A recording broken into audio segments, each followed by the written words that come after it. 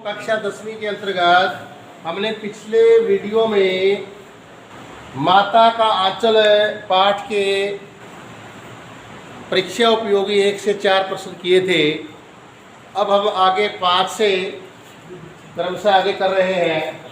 प्रश्न नंबर 5 है कि माता का आंचल शीर्षक की सार्थकता पर प्रकाश डालिए। यानी कि ये कहना चाह रहा है कि माता का जो आंचल नाम है पाठ का, सार्थकता का मतलब ये सही है, अगर ये नाम रखा गया है तो ये सही है या नहीं। फिर कह रहे हैं, ये प्रश्न ऐसे भी आया पेपर में, माता का आंचल शीर्षक की उपयुक्तता बताते हुए कोई अन्य शीर्षक सुझाइए। ये कह रहा है कि माता का आंचल तो है ही इसका नाम, पाठ का नाम, कोई दूसरा शीर्षक आप बता सकते हैं तो आप बताइए, ये कहना चाहते। उत्तर है इसका, इस पाठ में लेखक ने माँ के आंचल के प्रेम व शांति का वर्णन किया है।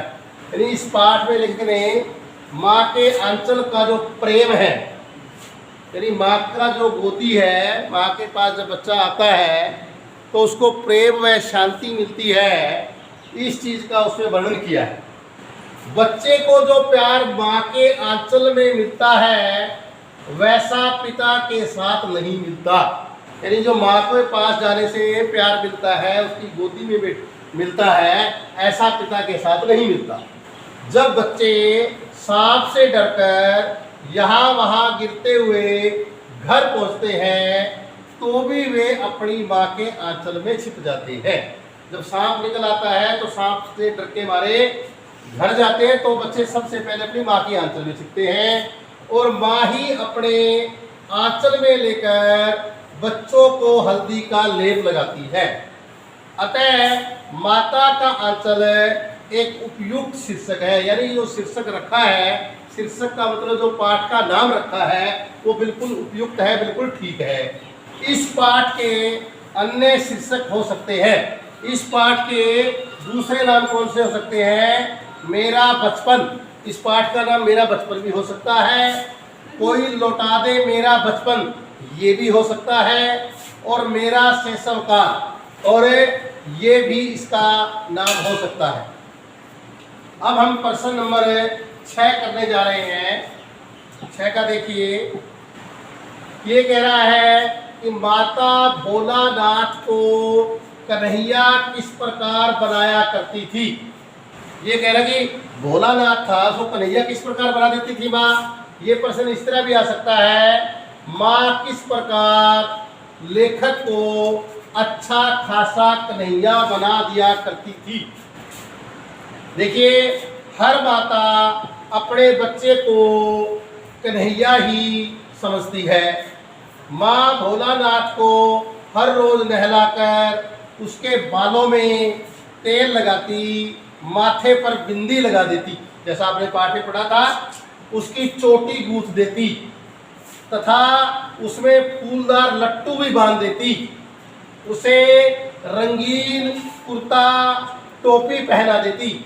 इस प्रकार भोलानाथ अच्छा खासा कन्हैया बन जाता था। अब प्रश्न नंबर 7 देखिए। प्रश्न नंबर 7 में है कि माता का आंचल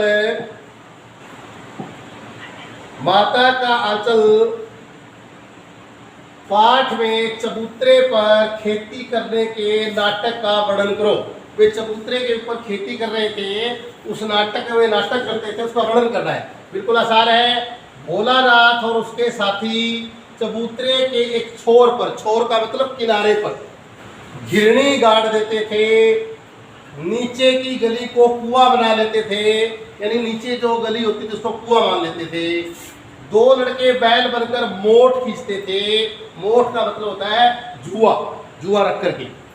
वे चबूतरे को खेत बनाते, कंकड़ को बीज, ठेंगा को हल, ठेंगा का मतलब अंगूठे, हल और जुआ। वे बड़ी मेहनत से खेत जोतते बोते, तुरंत ही उनकी फसल तैयार हो जाती और हाथों हाथ उसे काट दिया करते थे। इस प्रकार वे खेती का खेल खेला करते थे। अब प्रश्न नंबर 8 को देखिए। प्रश्न नंबर 8, माता का आंचल पाठ में लेखक का नाम तारकेश्वर नाथ से भोलानाथ कैसे पड़ा। यानी लेखक का नाम था तारकेश्वर नाथ, पर भोला कैसे पड़ा। जैसा हमने पाठ में पढ़ा था, लेखक का नाम था तारकेश्वर नाथ, परंतु लेखक के पिता उसे बड़े प्यार से भोलानाथ कहकर पुकारा करते थे। बार बार यही नाम पुकारने से लेखक का जो नाम है वो तारकेश्वर नाथ जो है पड़ गया। अब हम प्रश्न नंबर 9 देख रहे हैं। प्रश्न नंबर 9, सांप निकलने की घटना से भोलानाथ और साथियों की हालत कैसे होगी। जब सांप निकला था तो हालत कैसी हुई। जब बच्चे एक ही टीले का मतलब एक ऊंचा स्टार, टीले पर जाकर चूहों के बिल में पानी डालने लगे तो अचानक एक बिल में से सांप निकल आया। सांप को देखते ही भोलानाथ व उसके साथियों का हाल बेहाल हो गया और वे रोते चिल्लाते जो है भागने लगे। अब प्रश्न नंबर 10 कह रहे हैं कि मर्दुए क्या जाने कि बच्चों को कैसे खिलाना चाहिए। मर्दुए का मतलब होता है मर्द, आदमी, ठीक है। जब भोलानाथ की माँ भोलानाथ के पिता कह रही है मर्दुए का मतलब मर्द, यानी कि आदमी क्या जाने कि बच्चों को कैसे खिलाना चाहिए। पंक्ति के आधार पर बच्चे को भोजन खिलाने के संबंध में माता के विचार स्पष्ट कीजिए। यह प्रश्न इस तरह भी आया था, ये भोलानाथ की माता उसे किस तरह भोजन खिलाती थी।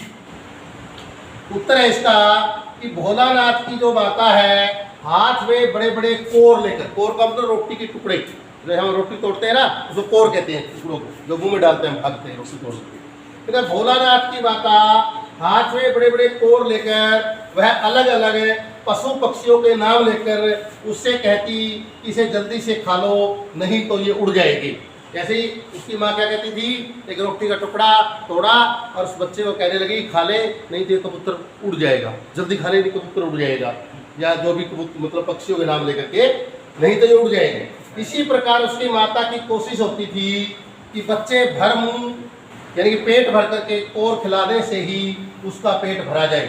यानी कि माता का कहने का मतलब था कि वो पक्षियों के नाम ले लेकर के इसलिए खिलाती थी कि बच्चा जल्दी खा ले और उसका पेट भर जाए। उसका मकसद केवल इतना था। अब प्रश्न नंबर 11 हम देखेंगे। यहाँ माता पिता का बच्चों के प्रति जो वात्सल्य व्यक्त हुआ है, वात्सल्य होता है जो माता पिता के प्रति प्यार होता है उसको वात्सल्य कहते हैं, उसे अपने शब्दों में लिखो। उत्तर, माँ बच्चों को दूध पिलाती है, अपने हाथों से खाना खिलाती है, पिता अपने बच्चे को खुद नहलाता है, खेलता है, उसे अपने पास सुलाता है और झूला झुलाता है, और माँ रोते बच्चे को अपने आंचल में छिपाती है और उसकी चोट पर हल्दी लगाती है।